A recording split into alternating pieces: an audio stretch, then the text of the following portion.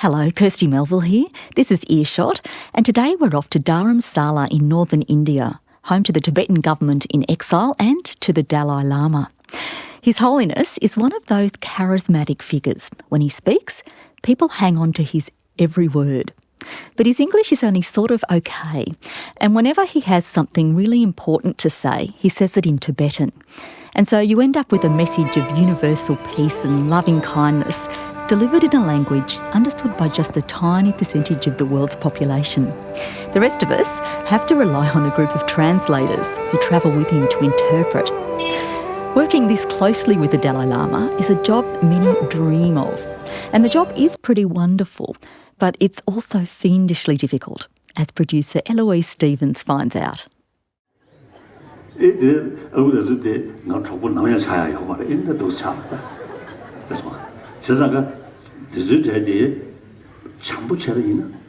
I make mistakes a lot of times, I would say. One time His Holiness said, in South India, this past winter, I think, he was giving some teaching in a monastery, and all of a sudden there was somebody shouting in the crowd, like as if that person was possessed by some spirit or something, and was making really, screaming actually. And His Holiness politely said, keep quiet. The person didn't.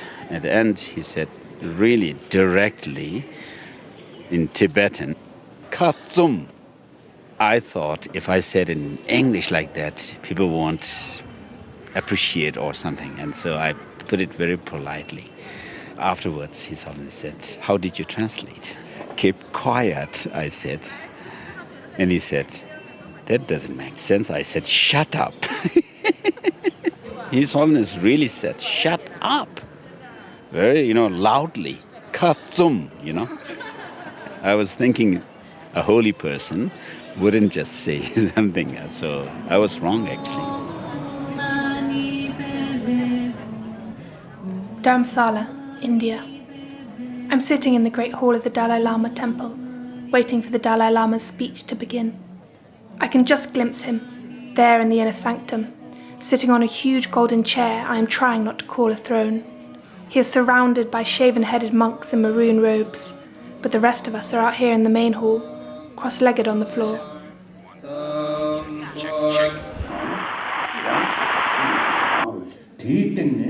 A little portable radio is cradled in my lap.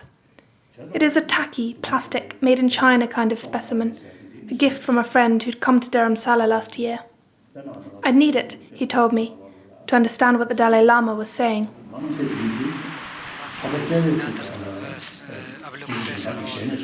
Every time the Dalai Lama makes a speech, he'd said, translators simultaneously interpret from Tibetan into English, French, Spanish, Korean, Vietnamese, any number of languages.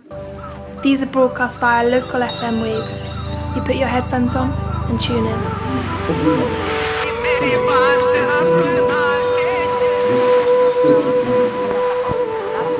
I can see the translators dotted about the hall, leaning into huge black microphones perched on low wooden desks. The Tibetan Chinese interpreter among the Chinese listeners, the Tibetan English one among the Anglophones, the Brazilian one among the handful of Portuguese speakers. If I'm honest, I'm not here for the Dalai Lama. I'm curious about them. Who are these people? Why do they spend their life learning Tibetan, a notoriously difficult language?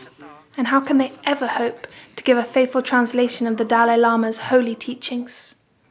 Come, put your headphones on and turn the dial. So, because of our grasping at some true existence, independent existence and things... Nothing exists by itself. It's dependent of cause and condition. The middle way thinking we call emptiness. Empty is lack of inherent existence.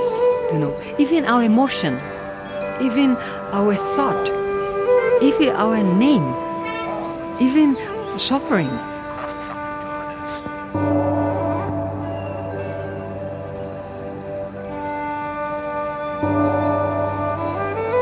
Before any translation process, I always pray not to have the bait motivation. Jamyang Rinchen, the Chinese translator. To get my own fame, but simply to pass on the pure Buddhist messages. Because, you are like a bridge between the teacher and the people. People rely on you. Bia Bispo, the Brazilian Portuguese translator. During the translation, you're always kind of in the battle. That's what I felt. If you translate well, somehow you will have ego inside of my heart, somehow in the corner. You can sense that, you can feel that. And if you didn't translate well, you feel disappointment. His Holiness kept on talking very fast. So we cannot catch up every word he spoke, right? That's not possible. I wanted to interpret word by word what His Holiness say. But I'm a human being. No, I'm not Buddha. As my friends say, I am Buddhist, I'm not Buddha.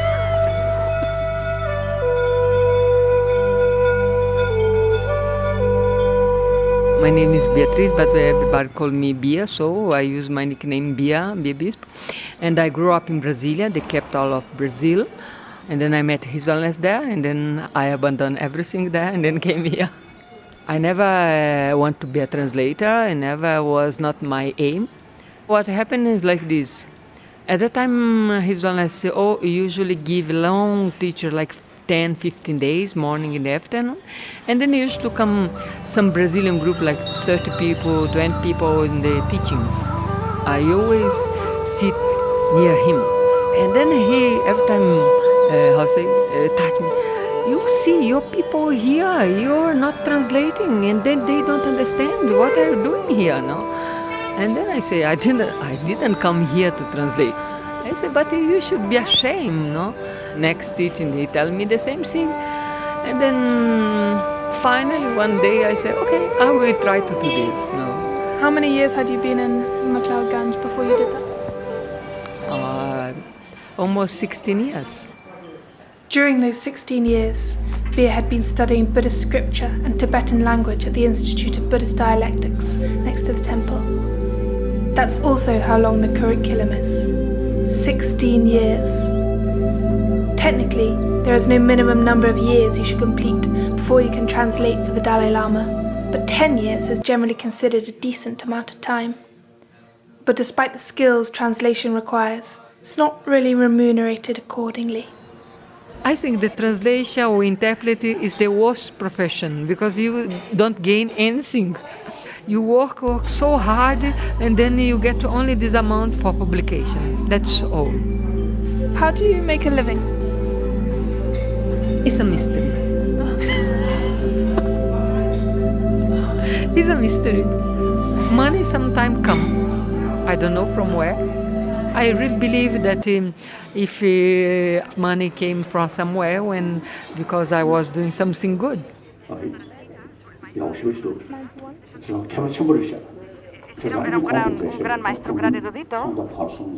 I found that Tibetan is quite difficult because Tibetan have two kinds of ways you should tell the things, no? For example, you are talking with the High Lamas, even your mother, yeah, you should do the polite way.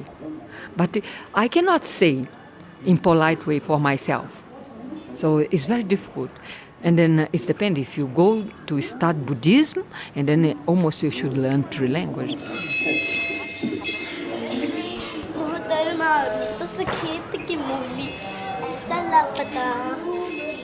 For a 12-year-old boy, I think to learn language is a piece of cake. Because you just let him play with the other Tibetan boys. The language automatically, I don't know, somehow it just came. You don't have to learn, you know. One day when I was more or less 10 years old, I was watching dramas. You know, those popular drama starting from 8 p.m. And all of a sudden I just wanted to become monk. I don't know, a voice inside of my heart pushed me to say it, forced me to say it. And then I said to my parents that I want to become monk. And then my mom and my father, you know, that kept on very busy schedule to look for suitable monasteries for me because I was kind of a naughty boy. I cannot really stay in a place for more than 5 minutes. I always, walk around and run around. Yeah, such coincidence. I don't know why, but Chinese monk learning Tibetan Buddhism came from Dharamsala. And he's looking for 2 boys in Taiwan. The late principal, he told to the Chinese old monk, "You are old enough. So it's not good age to learn language. So you better go back to bring 2 boys." Luckily, he met my parents, and then somehow we were here.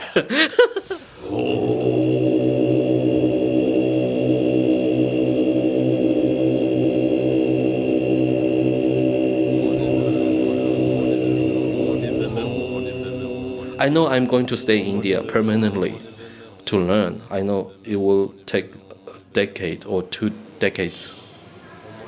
I was monk for about 20 years. Tenzin Tsepak, the Tibetan English translator. I joined the Institute of Dialectics right here in front of the temple and studied Buddhist philosophy. The so-called 5 great treatises, Madhyamagga, we call emptiness. The first treatise, the Brahmyaparamita.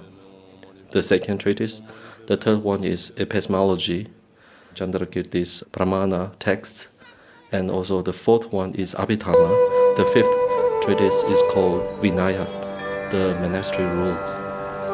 Buddhism is serious. Buddhism is 25 years I study now. And I live here for about 23 years. I knew that I was doing right thing coming here. Although people call me, "Are you are crazy?" And Dharamsala is a remote area. It's just like a hill. What is you do with your shoes, heel shoes, no? Because I was modeling in Italy also, no? Living in McLeodganj has been like a home to me,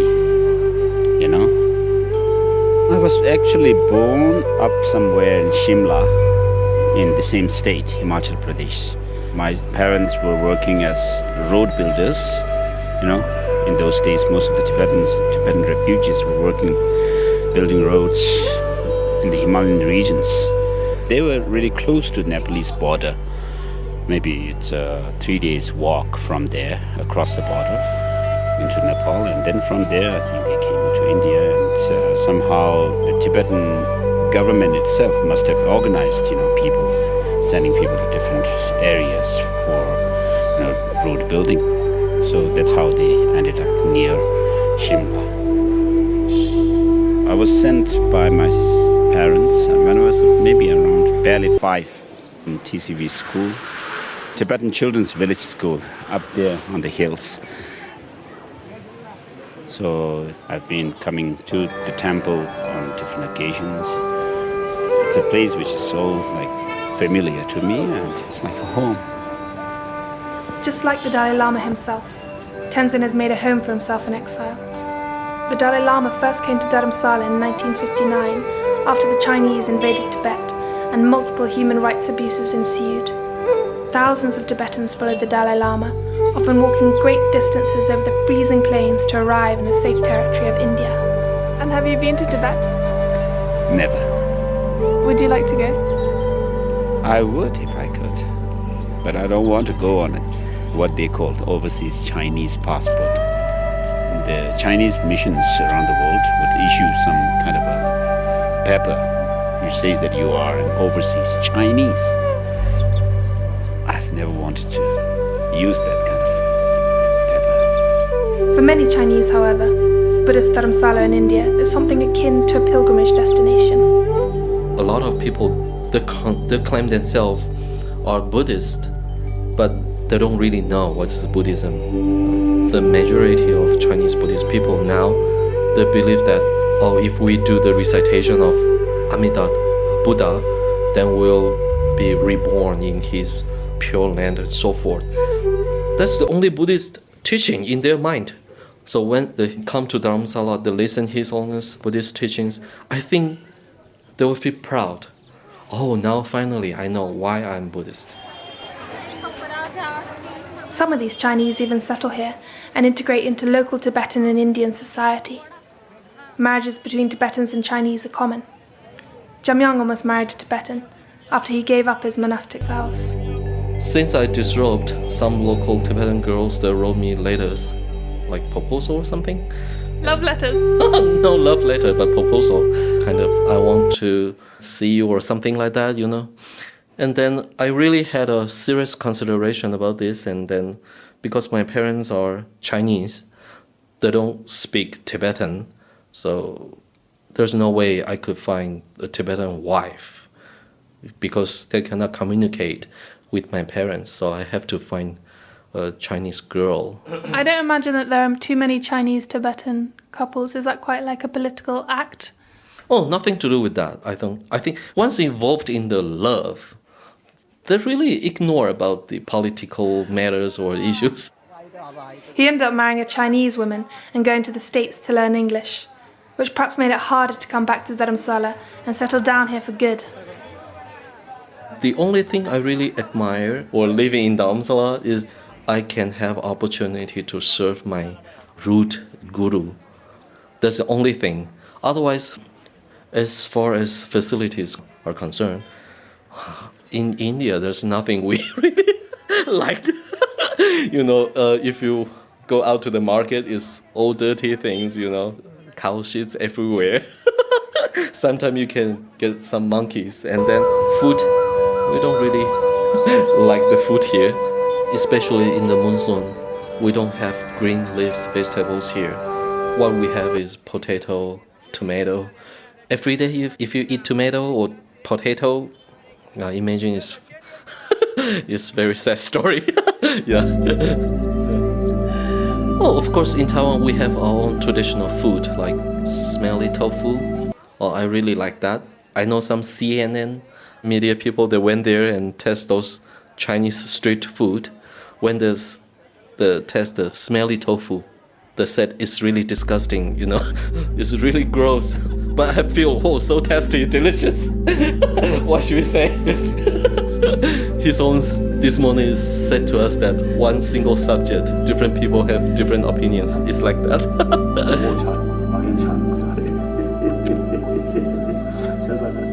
One unique thing in Buddhism is that Buddha told to his disciple to do the investigation on his own teachings. That never happened in the other major traditions. I think it's quite interesting, isn't it? I think because we grew up in the Christianity culture, it's just teach that you should believe and then no question. So one thing that I am careful is not to mix with the Christian words, like sanctity, like God. I try to convey the same meaning what His Holiness is saying, without using Christian or other religions words, but in a simple way that people can understand the meaning of Buddhism. I've been to workshops on translation where people have said that they avoided any words that have to do with Christian religion. So even some people avoid using the term refuge, you know, which we use very often in Buddhist practice and teachings. So, I mean, I used it. I don't know what's wrong if you use that, but I make mistakes a lot of times. I would say, katsum, you know.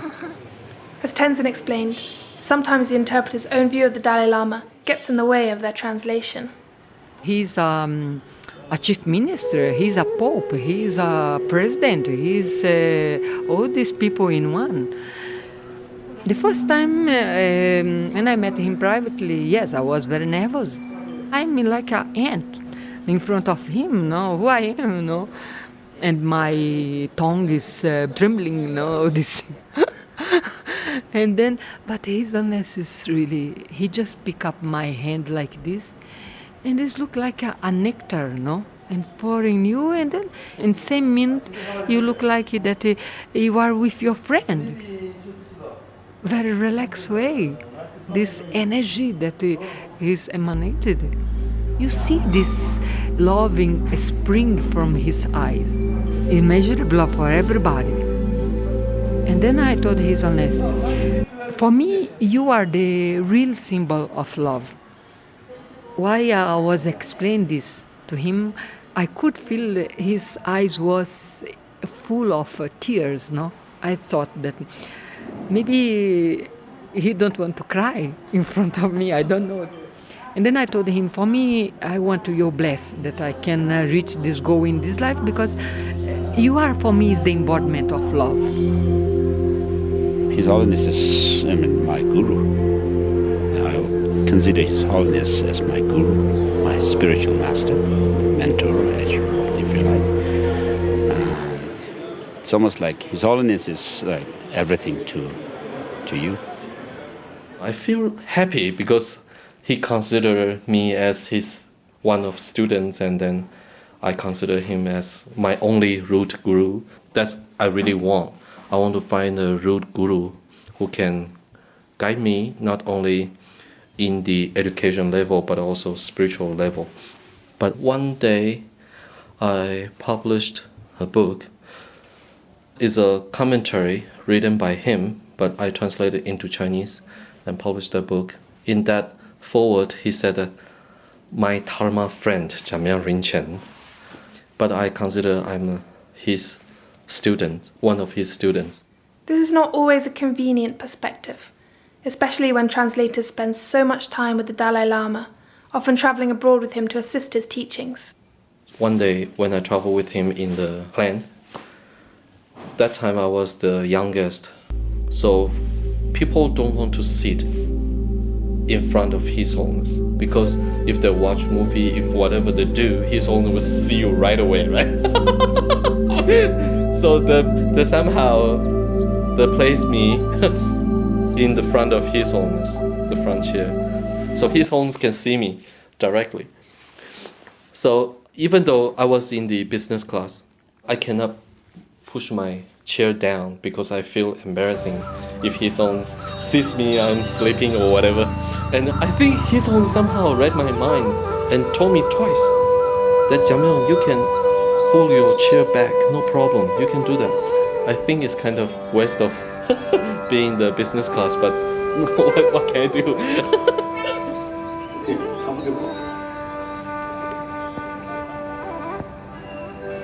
Old friend. Many years. Now everybody now getting older and older and get some bored.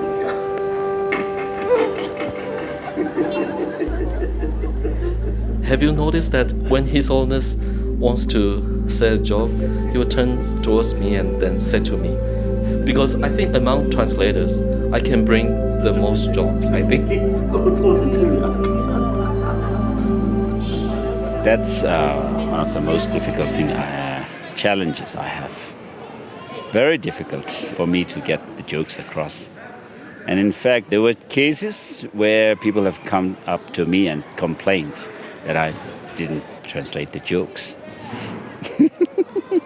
The person came up to me and said, "You didn't translate those jokes. The Tibetans and Ladakhis up there could laugh, but not us, the Westerners." So I said I couldn't do much because I didn't really have the way to translate those jokes. I still remember one day, His Holiness said a joke, but only 2 sentences. And then people would start laughing, I couldn't catch up, and people were laughing. I have no idea what people are laughing about, Tibetan people. And I can sense that all the Chinese audiences, they're listening, they're expecting the joke. Then I said to them that, sorry, it's too fast. I missed that point. But if you still want to laugh, you can laugh yourself. I don't have that kind of guts.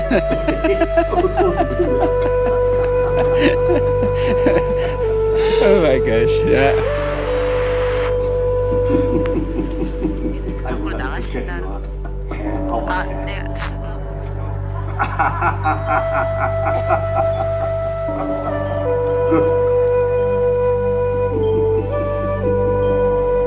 Thank you.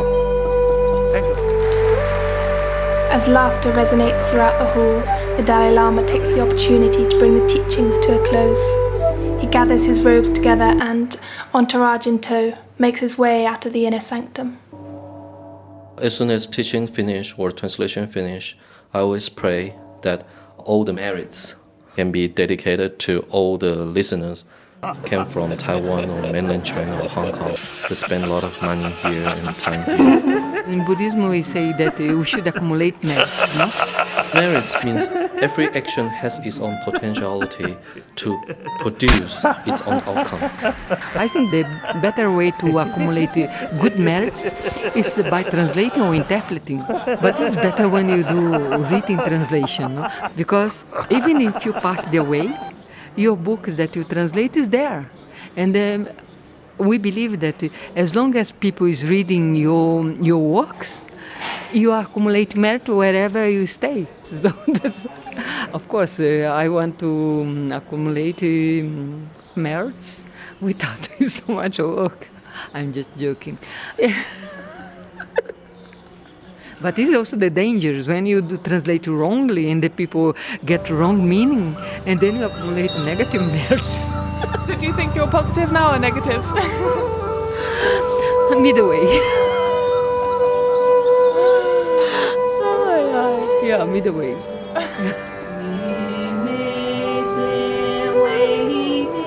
For the translators, their path will always be midway. Despite their decades of study, they are hard taskmasters. To be able to get the message through to the audience, as far as I'm concerned, I'm not exactly able to do precisely, perhaps. Out of 100, probably I will do the 75% or 80%, the maximum, I think. At the end of the teaching, I ask excuse, no, because of course nobody's perfect, you know. The Dalai Lama, meanwhile, judging by the gentle smile he is radiating as he walks towards the door, is not so hard on them.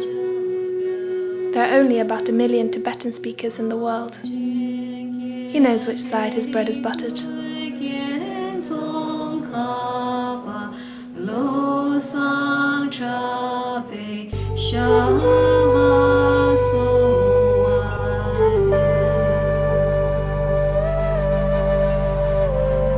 That was Tuning into the Dalai Lama, and it was produced by Eloise Stevens with sound engineer Jen Parsonage.